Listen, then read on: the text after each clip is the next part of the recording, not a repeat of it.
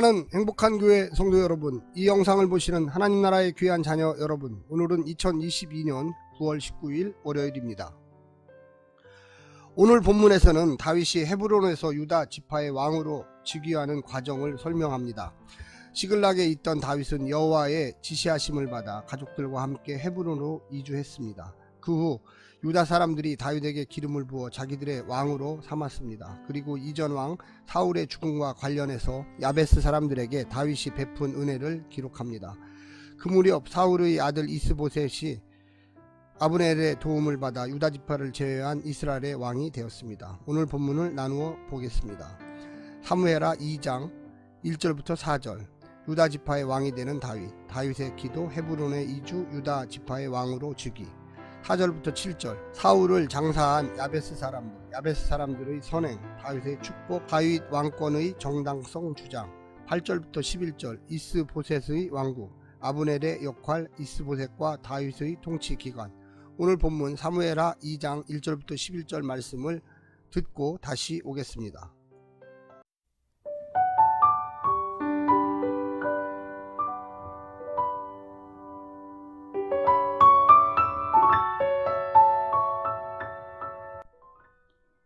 사무엘하 2장.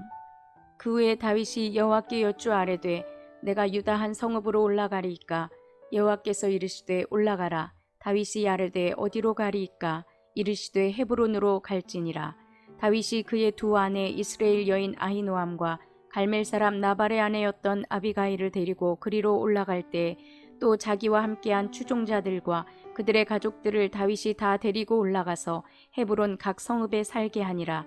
유다 사람들이 와서 거기서 다윗에게 기름을 부어 유다 족속의 왕으로 삼았더라. 어떤 사람이 다윗에게 말하여 이르되 사울을 장사한 사람은 길르앗 야베스 사람들이니이다 하매 다윗이 길르앗 야베스 사람들에게 전령들을 보내 그들에게 이르되 너희가 너희 주 사울에게 이처럼 은혜를 베풀어 그를 장사하였으니 여호와께 복을 받을지어다. 너희가 이 일을 하였으니 이제 여호와께서 은혜와 진리로 너희에게 베푸시기를 원하고 나도 이 선한 일을 너희에게 갚으리니 이제 너희는 손을 강하게 하고 담대히 할지어다. 너희 주 사울이 죽었고 또 유다 족속이 내게 기름을 부어 그들의 왕으로 삼았음이니이라 하니라. 사울의 군사령관 넬의 아들 아브넬이 이미 사울의 아들 이스보셋을 데리고 마하나임으로 건너가 길르앗과 아술과 이스라엘과 에브라임과 베냐민과 온 이스라엘의 왕으로 삼았더라. 사울의 아들 이스보셋이 이스라엘 왕이 될 때 나이가 40세이며 2해 동안 왕위에 있으니라. 유다 족속은 다윗을 따르니 다윗이 헤브론에서 유다 족속의 왕이 된 날수는 7년 6개월이더라.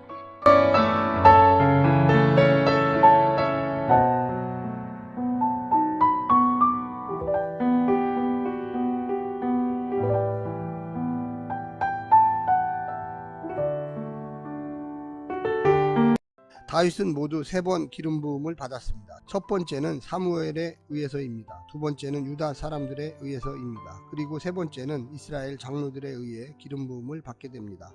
예언자가 기름을 붓는 것은 하나님께서 다윗을 왕으로 예정하셨음을 나타내는 영적인 의식이었습니다. 한편 유다 사람이나 이스라엘 장로들이 기름을 붓는 것은 다윗에게 충성을 서약하는 정치적 의식이었습니다. 이 정치적 의식에는 가능한 한 많은 사람이 참여하는 것이 좋습니다. 오늘 본문을 세 부분으로 나누어 자세히 설명드리겠습니다. 첫 번째, 하나님께서 세우신 유다의 왕 다윗. 사울의 죽음 후에 어찌 보면 다윗의 행보는 예측 가능했습니다. 자기 지파를 장악한 후 나머지 지파들을 설득하여 왕권을 차지하는 것이었습니다. 하지만 다윗이 맨 먼저 한 일은 자신의 지파를 향해 나아가도 되는지 뻔한 일을 주께 묻는 것이었습니다. 주님은 허락하시면서 그가 있어야 할 곳으로 헤브론을 정해주기까지 하셨습니다. 그곳에는 아브라함과 이삭과 야곱의 가족묘 막벨라 굴이 있었습니다. 언약이 묻혀 있습니다. 다윗은 그 언약을 이루려고 하나님께서 세우신 사람입니다. 유다 지파는 예상대로 헤브론의 다윗을 왕으로 세웁니다. 이스라엘 왕위는 사울만 제거하면 얻을 수 있는 것이 아니었습니다. 선물로 주실 때까지 순종하며 인내할 수 있는 사람만이 이스라엘의 왕이 되기에 합당했습니다. 두 번째는 길르앗 야베스를 향한 다윗의 축복. 다윗은 이제 남은 11개 지파를 품는 일의 첫걸음을 내딛습니다. 그가 맨 처음 손을 내민 곳은 사울의 시신을 수습해준 길르앗 야베스였습니다. 그들은 사울의 은혜를 목숨 걸고 갚은 충신들이었습니다. 그들을 향한 호의는 베냐민 지파를 향한 메시지가 되었을 것입니다. 이것이 정략적인 움직인 것만은 아닙니다. 다윗이 끝까지 사울에게 보였던 것이 이 충성 헤세드이었고, 그가 세우기 원하는 나라가 바로 하나님께서 그리고 서로를 향해 충성 헤세드하는 나라였기에 길르앗 야베스의 선행을 지나칠 수가 없었을 것입니다. 마지막 세 번째는 북쪽 이스라엘의 왕이 된 이스보셋. 다윗은 하나님이 허락하여 세우신 유다의 왕이었지만 사울의 아들 이스보셋은 아브넬의 주도에 의해 세운 왕이었습니다.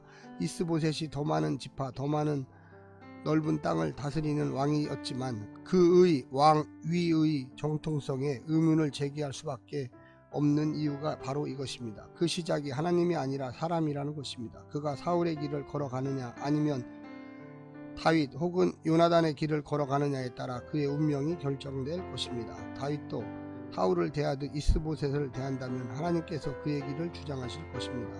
다윗의 나라가 아니라 하나님의 나라가 되게 하실 것입니다. 사랑하는 성도 여러분, 이 영상을 보시는 하나님 나라의 백성 여러분, 오늘 하루도 승리하시고 이 말씀을 통하여 은혜 나누시기를 간절히 부탁드립니다. 샬롬.